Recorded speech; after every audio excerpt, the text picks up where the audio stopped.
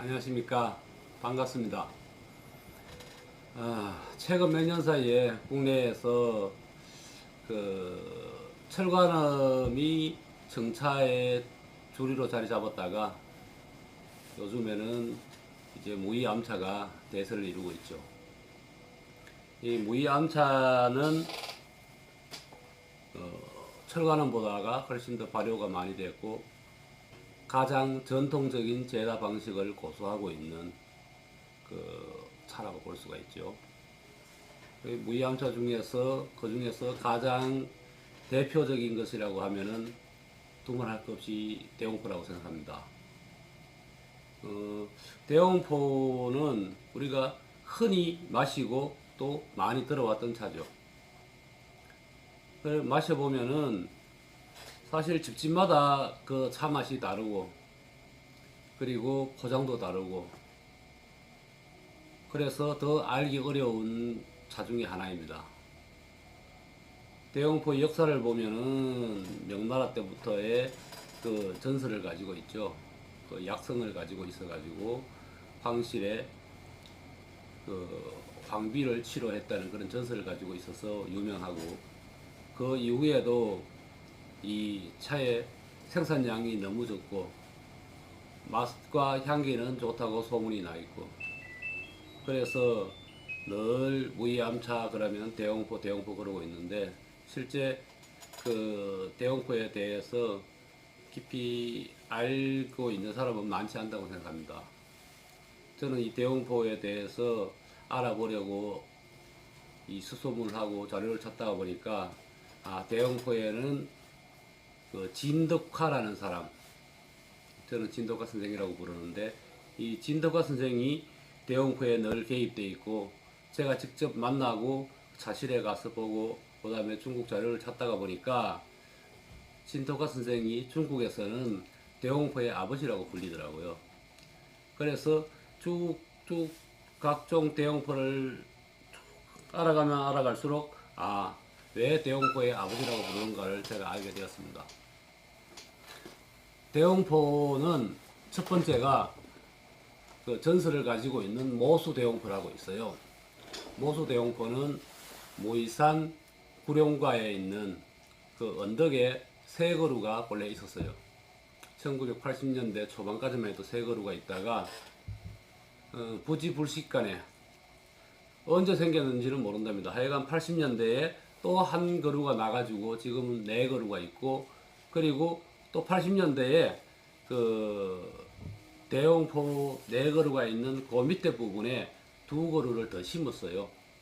더 심어가지고 여섯 그루가 되었는데 현재 대홍포 그러면은 그 여섯 그루를 합해서 모수대홍포라고 합니다. 그 모수대홍포는 그 여섯 그루를 다 따도 500g 전후로 그 차가 생산되는 거예요. 500g 전후의 그런 생산량 가지고는 일반 백성들이 먹을 수 있는 양이 안 되죠. 구경할 수 있는 양도 안 됩니다. 그것을 가지고 그 현재는 북두 암차 무이산시 차육과학연구소에서 관리를 하고 또 해마다 가지치기 하고 그 다음에 비료 즉 무기농 비료 제가 알기로는 콩비지를 발효시켜서 만든 그 유기농 비료를 시비하고 있는 걸로 알고 있어요. 그리고 이 대홍포 모수 대홍포를 국가적으로 보존하기 위해 가지고 2006년도부터는 체협도 금지하고 계속 관리만 해오고 그 자손 대대로 물리려고 하는 그런 목표 하에 지금은 우리 시장에서든 어디서라도 모수대홍포라는 차는 완성돼서 우리가 마실 수 있는 차는 구경조차 할 수가 없습니다. 하지만 이 대홍포라는 모수대홍포는 기록이 전해져 온 이후부터는 계속 국가에서 관리를 해왔다. 그만큼 중국 정부에서도 이 대홍포에 대해서 관심을 많이 가지고 있고 대외적으로 중국 차 하면은 대홍포 이렇게 그 홍보를 많이 하고 있어요. 그래서 본래 그 군인들도 지키고, 그 다음에 국영농장에서도 관리하고, 또 국영농장에서 다시 그 무이산에 있는 사찰, 천심사라는 데서도 그 권한을 부여해서 제다를 시키고 관리를 시키기도 하고. 지금에는 아까 얘기했다시피 무이산시 자유과학연구소에서 관리를 하고 있는 그 100년 이상을 계속해서 국가에서 관리를 하고 있다. 그만큼 중국에서 중요시하고 있는 차나무다. 그래서 우리가 그런 차를 양이 적기 때문에 마실 수가 없으니까 지금 시장에 유통되고 있는 대용포라고 유통되고 있는 그 차들을 왜 모수 대용포가 아닌데 대용포라고 하는가, 그것과 또 언제부터 이런 대용포가 있었는가, 이것을 알아보고 그 다음에 이 대용포의 특징에 대해서도 한번 알아보겠습니다. 대용포 그러면은 크게 우리가 분류를 해보면은 대용포가 현재는 크게 세 가지로 분류가 되고 있어요. 첫 번째는 방금까지 얘기했던 모수 대용포. 두 번째는 우리가 지금까지 줄곧 마시고 왔던 대용포, 그것은 상품 대용포라고 합니다. 이 상품 대용포는 1985년부터 생산되기 시작했지요. 그 당시에 진덕화 선생이 무이산에 대용포가 있는데 실질적으로 이 국민들이 마실 수가 없으니까 이 방법이 없을까 고민을 하다가 대용포가 무이산에서 가장 대표적인 차고 또 무이암차의 특징을 가장 잘 갖춘 차라는 인식하에서 그러면은 그와 유사한 맛을 내는, 그리고 그 향기를 가지고 있는 것을 만들어내면 될 것이 아닌가, 그런 생각하에서 이제 무이산에서 나오는 품질 좋은 차만 섞어 가지고 하나의 차를 개발하게 됩니다. 그 섞었다는 것은 전문 용어로 치면은 병배라 그러죠. 병배. 이 병배를 해서 새로운 차를 탄생시켰는데 그 차가 무이산을 대표하는 앙골 화양을 가진, 즉 아문이 강한 그것을 가지고 있다고 해서 이름을 대용포라고 지은 겁니다. 이때가 1985년이죠. 그러면은 이것을 무엇으로 병배를 했는가? 차의 맛은 차탕에서 나오죠.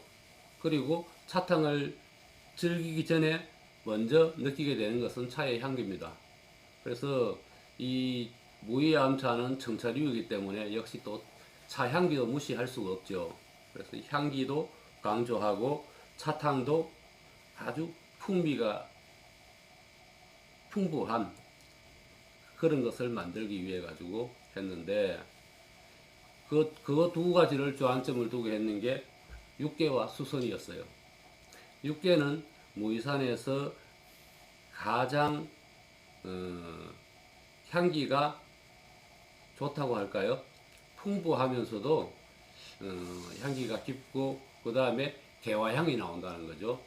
개화향을 가지고 있고 맛은 살짝 그 계피에서 나오는 매콤함을 가지고 있고, 그래서 육계는 향기가 강조되는 차입니다. 그리고 또 한 가지가 뭐가 있냐면 수선이 있죠. 수선은 거기 물숫자가 들어가 있죠. 그 차탕이 풍부하고 그 다음에 오래 지속되고 거기에서 매끄럽고 구감이 좋은 특징을 가지고 있어요. 그래서 향기와 맛, 육계의 향기와 수선의 차탕의 맛, 이것을 기본 베이스로 해가지고 또 다른 걸 섞어야죠. 그거 두 개만 가지고는 부족하니까 다른 걸 섞었는데 무엇을 섞었냐 하면은 기종, 즉 무이산에는 사실 품종이나 명칭보다가도 그 당시로는 기종이 굉장히 많았습니다. 기종이라는 것은 즉 야생차죠. 씨앗을 통해서 번식되어 온 아직 이름이 정해져 있지 않은 그냥 차나무, 무의산에 있는 차나무였던 거죠. 그래서 야생성이 강합니다. 그래서 야생성을 가진 기종, 그 기종에서 암차의 기운과 그 다음에 야생의 향이 또 추가되는 거죠. 또 있다 그러면은 노총수선. 노총수선은 수선 차나무가 수령이 50년 이상 된 오래된 무의산에서 유일한 반교목 차나무죠. 그래서 수선은 수령이 오래되면 오래될수록 맛이 풍부해지고 그 다음에 더 깔끔해지는 그런 장점이 있습니다. 그래서 그 노총수선도 넣고 그 다음에 북두 등 명총들 차나무의 무의암차에서 특징이 가장 강렬한 차 중에 그것을 그 명총이라 그러죠. 그 명총을 넣어서 맛의 풍부성을 더하고 또 사탕이 더 부드럽게 하기 위해 가지고 진년 암차도 같이 또 넣었습니다.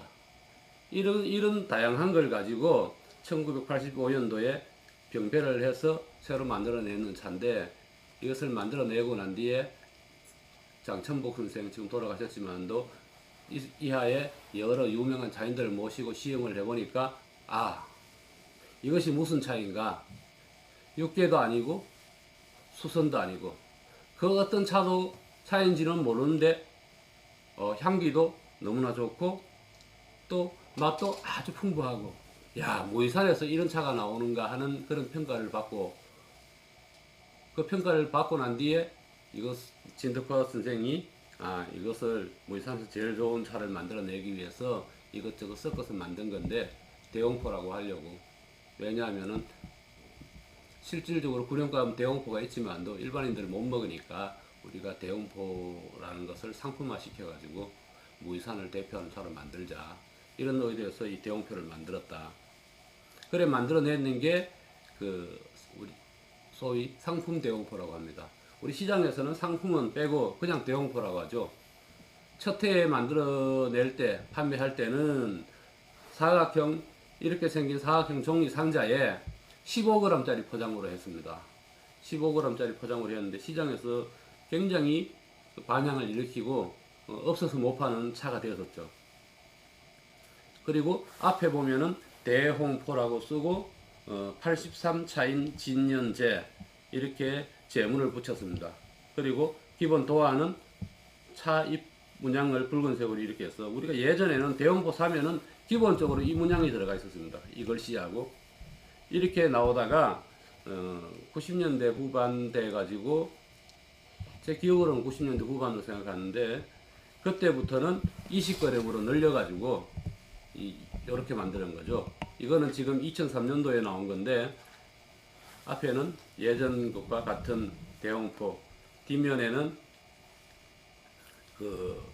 모수 대홍포의 전설, 공포를 입은 벼슬 관료가 있고 위에 계곡에 대홍포 나무가 이렇게 있는 이 도안으로 해가지고 20g으로 해서 시장에 나오게 된 것이 이게 상품 대홍포입니다. 그리고 또 뭐가 있느냐? 그 다음에는 순정대홍포라는 게 있어요. 순정대홍포는 뭐냐?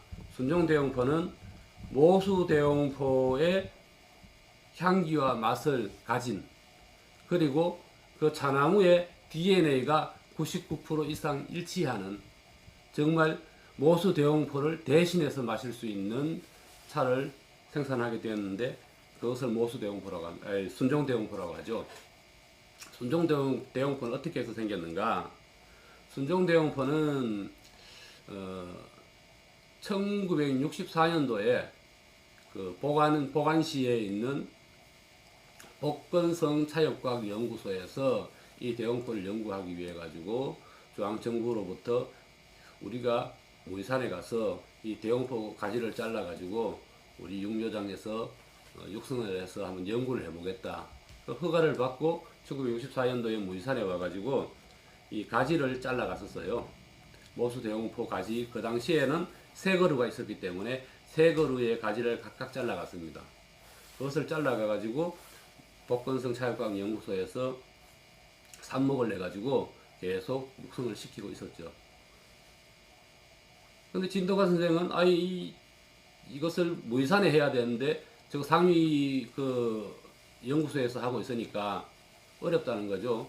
줄곧 언제 무이산에 할 수 있는가, 그 허가를 언제 받을 수 있겠는가 생각하다가 1985년도에 그 복건성 차육과학 연구소 50주년 기념식이 있을 때 진도가 선생이 거기 갔다가 때마침 64년도에 가지를 잘라간 친구를 만나가지고, 야, 당신 그때 잘라갔던 그 무이산에 있는 대용포 이제 우리한테 좀 돌려주라, 좀 줘야 되지 않겠느냐. 그렇게 해서 그 친구가 비밀리에 알았다, 이거 비밀로 해야 된다 하고 가지 5개를 잘라가 준 거예요. 그걸 잘라가지고 무이산 명촌관찰원, 그렇죠? 무이산시 차육과학 연구소 명촌관찰원에 심어가지고 육종을 계속하면서 성공을 시킨 거예요. 이걸 가지고 바로 그 순종대용포 무성 번식을 성공했다, 이렇게 얘기하는 거죠. 여기서 계속 번식을 하고 또 하고 또 하고 해가지고 90년대 말부터 차농들한테 분양하기 시작해서 2000년 초반부터 이 순종대용포라는 이름으로 우리 시장에서 판매가 되고 우리가 맛볼 수 있었던 것이 이 순종대용포입니다. 이렇게 해서 대용포는 크게 분류했을 때 모수대용포, 상품대용포, 순종대용포 이렇게 구분할 수가 있지요. 그리고 또 한 가지는 1994년부터 이 연구가 시작되고 97년에 시장에 등장했는 대용포 차전이라는 압제했는 차, 즉 덩어리 차가 시장에 등장하게 됩니다.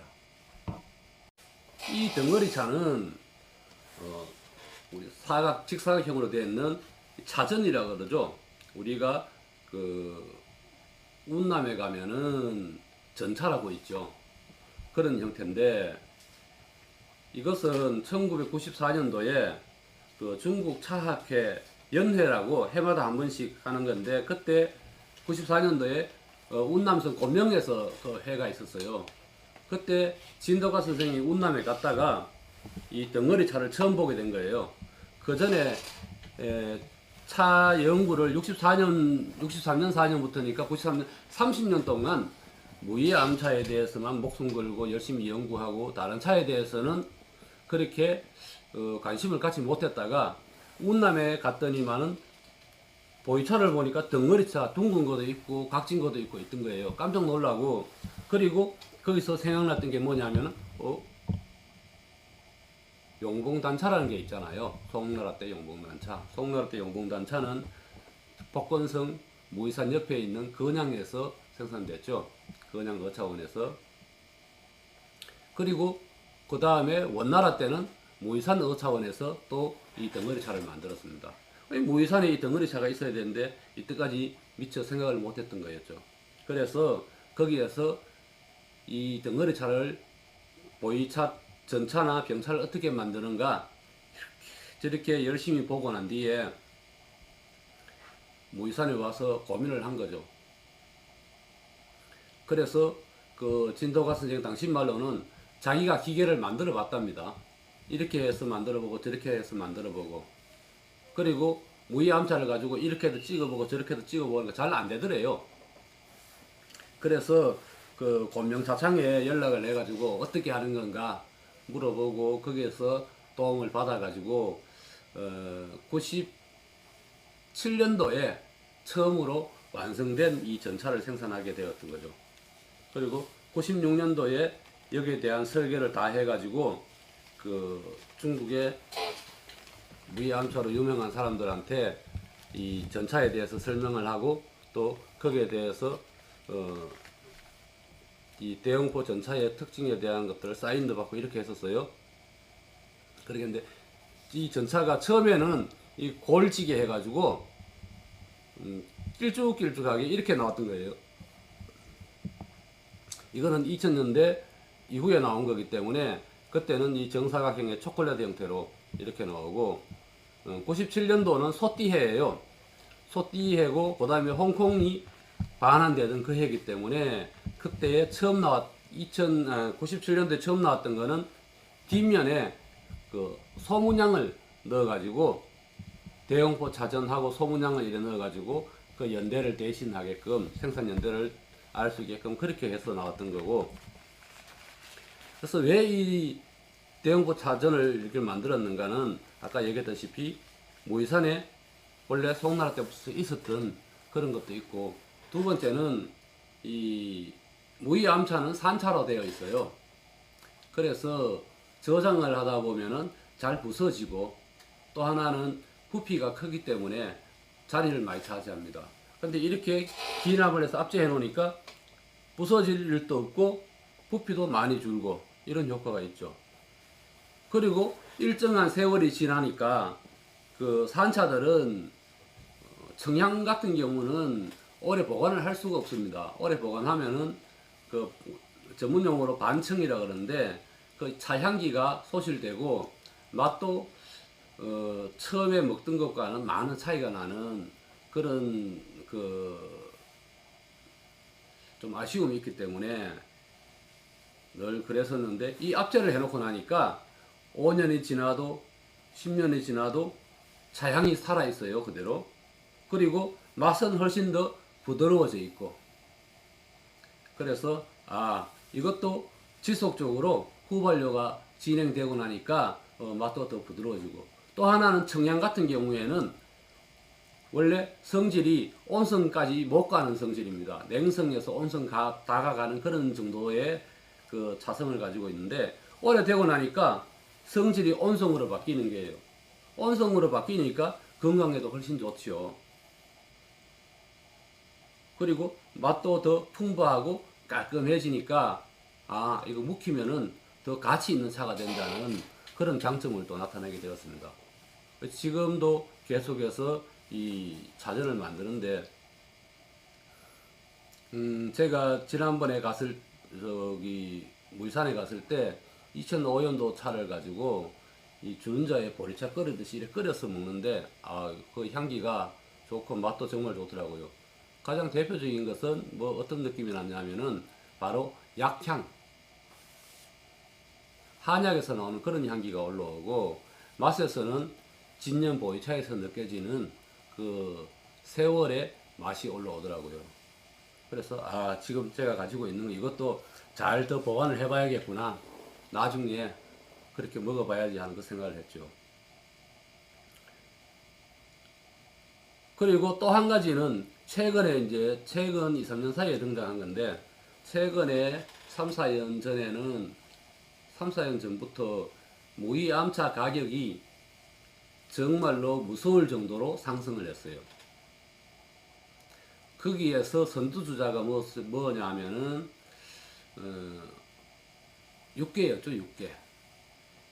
그 이전까지만 해도 2000년 초반까지만 해도 2010년까지만 해도 제가 알기로는 그 순종 대용포가 무의산에서 가장 값비싼 차의 하나였어요. 그런데 그 이후에 그 복권성 복주 사람들이 이 육개를 좋아하고 서로 다투면서 돈 아까운 줄 모르고 사기 시작하니까 그 마도암 육개도 일부 올랐지만도 최근에는 우랑경 육개가 워낙 가격이 많이 올라가지고 어느새 10만원 이상 올라가는, 500g당 한 2천만원 이상 올라가는 그런 가격으로 올라갔습니다. 그러면은 이미 너무 비싸졌는데, 우리가 느끼기에는 너무 비싸가지고 차가 좋아도 먹기가 부담스러웠는데, 자농들이나 자상들은 살려는 사람이 이렇게 많은데 또 욕심이 생기잖아요. 그러니까 어떻게 하면은 더 비싸게 더 좋은 차를 만들어 가지고 저렇게 덤벼드는 사람들한테 판매를 할 수 있을까, 그래 하다가 생각해낸 것이, 예전까지만 해도 대용포는 이렇게 대용포라고 이렇게 쓰고, 그죠? 그 다음에 육개는 포장지에 또 육개라고 쓰고, 수선은 수선이라고 쓰고, 반천년이 아니면은 천라한이니 수금기니 이런 명칭들까지도 어떤 차나무에서 땄느냐, 그걸 가지고 차 봉지에 그렇게 이름을 썼어요. 즉 차나무의 이름이 차나무의 품종이 바로 차의 이름이 되었던 거죠. 그러니까 이 판매를 할 때 판매 가격을 올려도 한계가 있는 거예요. 그래서 이 사람들이 국립 그때 뭐라고 생각했느냐, 더 거창한 내용, 아니면은 더 성적인 내용, 아니면은 더 불교적인 내용, 함축적인 내용으로 이름을 지어가지고 신비감을 주는 거죠. 그래서 그것을 상표 등록해가지고 새로운 이름으로, 즉 이 대용포를 가지고 이렇게 암향이란, 이 암향이라 그러면 이게 무슨 차요? 모릅니다. 실질적으로는 대용포다, 순종 대용포다. 또 서천 차창이라고 있는데 굉장히 유명한 차창이죠. 여기서는 서천 성장이라는 이름으로 또 이렇게 상표 등록을 해서 이렇게 냈습니다. 이렇게 내니까 순종 대용포가 2천만 원 가던 것이 이렇게 하나 내놓으니까 이 차는 500g당 5천만 원, 6천만 원씩이 되는 거예요. 지금은 그 무이산의 인간문화재라 그러죠. 우리나라에서는 그런 사람들이 대부분 이런 식으로 좋은 차만 선별해 가지고 이것을 섞어 가지고 만들었는 소위 대용포 병배랑 같은 개념으로 만들었는 건데, 물론 품질이 굉장히 뛰어나죠. 그리고는 자기네들이 선택한 이름을 가지고 시장에 내놓습니다. 그리고는 가격을 엄청나게 높게 판매하는 거죠. 그래서 지금 보면은 보이차도 그래요. 대익 보이차가 예전에는 7541이 무슨 8582니 이런 숫자급으로 주로 생산되고 이렇게 나오던 것이 요즘에는 이상한 이름으로 나옵니다. 그래서 이것이 중국 그 차 시장의 마케팅 방식이구나. 그래서 앞으로는 이런 이름을 보고 무슨 차인지 짐작하기도 더 힘들어졌습니다. 뭐 보이차도 똑같고. 그래서 이 대용포는 이제 최근에 등장한 이런 상표 등록했는 이런 차도 다 병배를 했는 차이기 때문에 대용포류에 들어간다는 거죠. 하지만 학자들이 보는 대용포는 모수 대용포, 순종 대용포, 그 다음에 이 상품 대용포, 이렇게 나눈다는 거예요. 그러면은 이 모수 대용포는 뭐냐? 모수 대용포는 1921년도에 장숙남이라는 사람, 아까 얘기했죠. 무이산 연기에 보면은 이 대용포라는 게 무이산에 있는데 어디에 있느냐? 후룡가에 세 그루가 있고, 그 다음에 천유봉에도 있고, 그 다음에 수렴동에도 있다 했는데, 실질적으로 천유봉이나 수렴동에 있는 거는 찾지를 못했어요. 그리고 1940년대 초반, 즉 중국이 성립되기 전에 민국 시기에 임복천이라는 학자가 있는데, 그 학자가 또 마두암에 대용포가 있다. 그리고 구룡가에 또 세 그루가 있다. 이렇게 또 기록을 해줬어요. 그리고는 이 임복천이라는 사람이 그 당시에 그 천심사에서 이 모수 대용포를 관리하고 있을 때, 그때 자기가 직접 가서 재배는 어떻게 하고, 그 다음에 법제는 어떻게 하고, 그리고 자기도 같이 먹어보니까 어떤 특징이 있더라 하는 내용들을 쭉 그 기록해 놓은 게 있어요. 거기에 보면은 이 대용포의 모수 대용포에 대해서 상세한 기록들, 그리고 아주 섬세하게 잘 기록되어 있습니다. 거기에 보면은 모수 대용포의 특징은 뭐냐?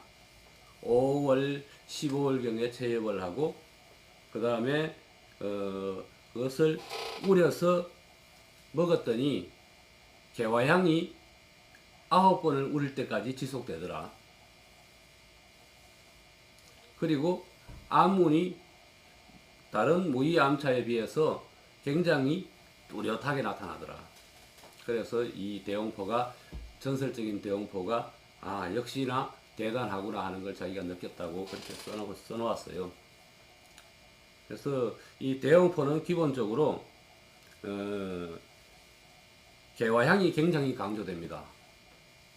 일단은 개화향이 오랫동안 지속됨으로써 이 순종 대용포라고 이름을 붙일 수 있는 거예요. 순종 대용포 차나무에서 땄다고 해서 순종 대용포라고 하기에는 집집마다 맛이 너무나 차이 나기 때문에 좀 어렵습니다. 그래서 순종 대용포 그러면은 개화향이 오랫동안 지속되는 특징을 가지고 있어야 된다. 왜냐? 모수 대용포가 그걸 가지고 있기 때문에 그것과 DNA가 99%가 일치했다 그러면은 그 맛이 나와야 된다는 거죠. 그리고 이 상품 대용포는 또 어떤 특징이 있냐면은, 좋은 상품 대용포는 일단은 향기가 풍부하죠.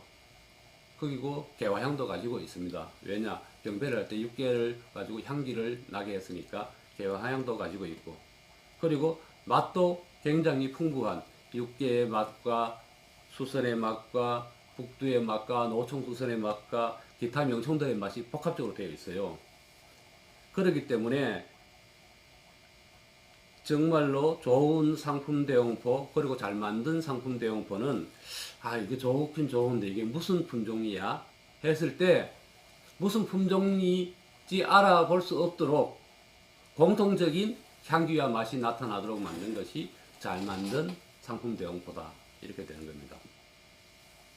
그래서 대용포는 우선 무의 암차를 대표하는 것이기 때문에 가장 중요한 것은 향기가 뚜렷하고 풍부할수록 좋고, 그 다음에 마셨을 때 차탕이 부드럽고 섬세하고 우아하고 무겁고 그윽하고 이런 다양성을 가지고, 그리고 안문은 방금 말씀드린 이 모든 것을 포함하는 좋은 내용들 합쳐서 안문이라고 합니다. 그래서 무의 암차인데 정말로 묵직하고 그윽하고, 그 다음에 차기가 잘 느껴지고, 그 다음에 입속에서는 생진이 많이 돋고, 그리고 나중에는 목도 시원하고 달콤한 해감도 올라오고, 이런 복합적인 것을 가지고 암문이라고 하는데, 이러한 암문이 뚜렷한 것이 좋은 무의 암차입니다.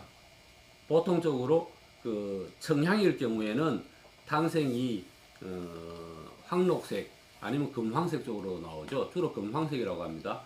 그리고 다른 차들은 순향, 즉 보통 탐배를 보편적으로 했는 것들은 차탕이 등홍색이 나옵니다. 아니면 등황색, 좀 더 짙어지죠.